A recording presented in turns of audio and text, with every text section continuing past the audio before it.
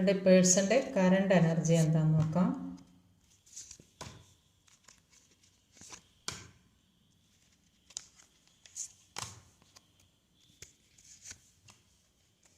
അപ്പം ഇവിടെ കാണുന്നത് അവർ നിങ്ങളിലേക്ക് വരാൻ വേണ്ടി ആഗ്രഹിക്കുന്നത് ദൂരെ ലോങ്ങിലുള്ള വ്യക്തികളൊക്കെ ആയിരിക്കാം. ചിലപ്പോൾ അവർ നിങ്ങളിലേക്ക് വരാൻ ആഗ്രഹിക്കുന്നു, അല്ലാത്തവരൊരു കോളോ മെസ്സേജൊക്കെ ചെയ്യാൻ ആഗ്രഹിക്കുന്നതായിട്ട് കാണുന്നുണ്ട്. ഒരു തീരുമാനം, പല കാര്യങ്ങൾക്കും ഒരു തീരുമാനം എടുക്കാൻ പറ്റുന്നില്ലെന്നാണ് കാണുന്നത്.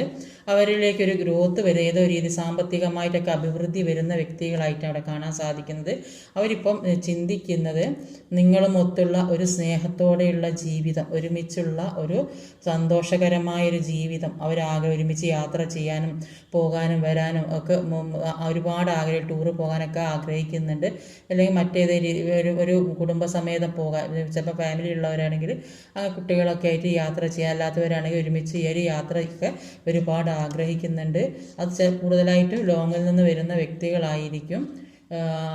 ചില വ്യക്തികൾ കോളോ മെസ്സേജൊക്കെ, ചിലപ്പോൾ സെപ്പറേഷനൊക്കെ നിൽക്കുന്നവർ ഒരു കോളോ മെസ്സേജൊക്കെ അയക്കാൻ സാധ്യതയുള്ളതായിട്ട് കാണുന്നുണ്ട്.